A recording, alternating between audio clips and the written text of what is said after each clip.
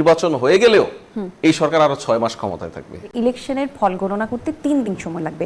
ওদিকে প্রেস সচিবও বলেছেন এবারে ইলেকশনের গণনা করতে বেশ সময় লাগবে। আবার আমরা এখন শুনতে পাচ্ছি যে এই সরকারের টিকে যাওয়ার সময়সীমা হয়তো আরো বেড়ে যেতে পারে, 6 মাস হয়তো তিনি আরো তার দায়িত্বে থাকতে পারেন, উনি এই চেয়ারে হয়তো বসবেন। কতখানি সত্যি এই কথাগুলো, অথবা এর কোনো ব্যাখ্যা আছে কিনা? 3 দিন সময় লাগবে এটা ঠিক ভাই কোথায় পেয়েছেন আমি জানি না, আমি এখনো শুনিনি আর কি।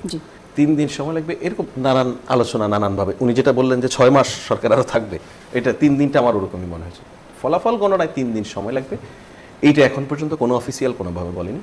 বাট ফলাফল গণনায় এবার খানিকটা সময় বেশি লাগবে আগের তুলনায়, সেটা সরকারের দিক থেকে, ইলেকশন কমিশনের দিক থেকে পরিষ্কার করা হয়েছে। কেন?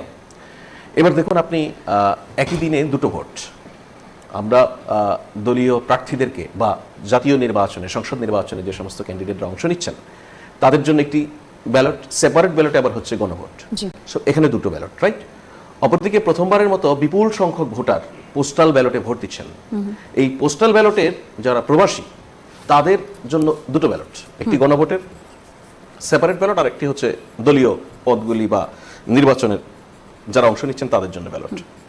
এই পোস্টাল ব্যালটের আবার বাংলাদেশ থেকে যারা অংশ নিচ্ছেন তাদের ব্যালটটি কিন্তু আবার ভিন্ন।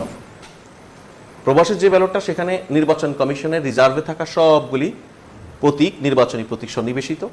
আর বাংলাদেশ থেকে যারা পোস্টাল ব্যালটে অংশ নিচ্ছেন সেক্ষেত্রে যেই আসনের যিনি ভোটার, শুধুমাত্র সেই আসনের ভোটার দিয়েই, ভোটার প্রার্থীদের প্রতীক দিয়েই তৈরি করা ব্যালট।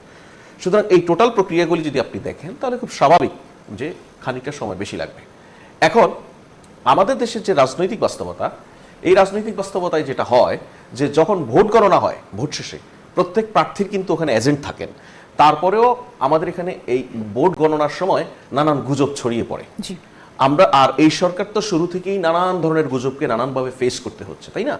সো ওই বাস্তবতার জায়গা থেকে যেন কিছুটা সময় বেশি লাগলে সেটা যেন কোনো গুজব সৃষ্টি করতে না পারে, মানুষ যেন অ্যাওয়ার থাকে। কয়েকটা লেয়ার আছে দেখুন, পলিটিক্যাল পার্টি, তাদের ক্যান্ডিডেট, তাদের কর্মী এবং তাদের সমর্থক প্রত্যেকেই যদি আগে থেকে অ্যাওয়ার থাকে যে এবার আমার আগের তুলনায় খানিকটা বেশি সময় লাগবে, তাহলে কিন্তু খুব ক্লিয়ার। এই জন্য আগে থেকে এটা বলা যে এই সময়টা কত সময় লাগতে পারে, কিছুটা বেশি, এটা কত সময় লাগতে পারে এটা ডিপেন্ড করবে এক এক এলাকায় এক এক রকম। 6 মাসের যে প্রসঙ্গটা আপনি বলেছেন, ইন্টারেস্টিং। এইটা অনেকটা এরকম যে একটা দুষ্ট চক্র অনেক দিন থেকে একটা তৎপরতার মধ্যে আছে যে ভোট হবে না এই ধরনের প্রচারণায়। এখন আমরা আসলে একদম নির্বাচনের খুব সন্নিকটে, তাই না? এই সময় কি এখন আরেকটা নতুন জিনিস নিয়ে হাজির হলো যে নির্বাচন হয়ে গেলেও এই সরকার আরো 6 মাস ক্ষমতায় থাকবে।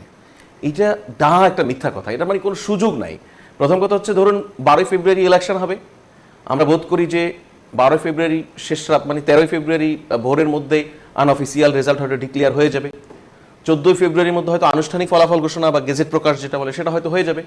সেক্ষেত্রে আপনি 15 ফেব্রুয়ারি, মানে আমি এটা এমনি ধরে নিচ্ছি আর কি, 15 ফেব্রুয়ারি তাহলে সংসদ সদস্য যারা নির্বাচিত হবেন তারা শপথ গ্রহণ করবেন।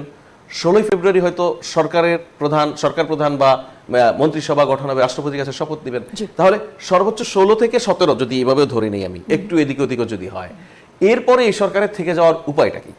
তাহলে কেন এর উৎপত্তি ঘটলো? বলা হচ্ছে গুঞ্জন যা বলছে, যেরকম আপনি নানা রকম গুঞ্জন শুনেছেন, আমরা যেরকম গুঞ্জন শুনেছি যে ভোটের গণনায় কিছু জায়গায় ভোট গণনা ঝুলে যাবে এবং সেই ঝুলে যাওয়া সংখ্যাগুলোই আসলে পরবর্তীতে সরকারের এই হাইপোথেটিক্যালের উপরে, মানে কিছু জায়গায় ভোট গণনা ঝুলে যাবে আর সেটাকে ভিত্তি করে সরকার আরো 6 মাস থেকে যাবে, মানে হাস্যকর আলোচনা। যে কারণে হয়েছে যে জুলাই সনদে যদি ভোট জয়ী হয় তাহলে জুলাই সনদ বাস্তবায়নের জন্য আগামী সংসদের প্রথম 180 দিন যে সংসদ সদস্যরা নির্বাচিত হবেন ওনারা একই সঙ্গে আরেকটা বাড়তি দায়িত্ব পালন করবেন, সেটা হচ্ছে সংবিধান সংস্কার পরিষদেরও ওনারা সদস্য হবেন। অর্থাৎ স্বাভাবিক সংসদের কার্যক্রমের পাশাপাশি ওনারাই, অর্থাৎ আগামী নির্বাচিত যে সংসদ, সেই সংসদই জুলাই সনদ এই 180 দিনের মধ্যে কিভাবে সংবিধানে সন্নিবেশিত হবে সেটা ঠিক করবেন। এই 6 মাস হচ্ছে তাদেরই বাড়তি কাজ, এই সরকারের কিছু নয়। এই এসবকে নিয়ে বিভ্রান্তি ছড়িয়ে আসলে নাগরিকদেরকে বিভ্রান্ত করছে সেই মানুষগুলি যারা এতদিন নির্বাচন হবে না বলে রব তুলেছিল তারা আসলে।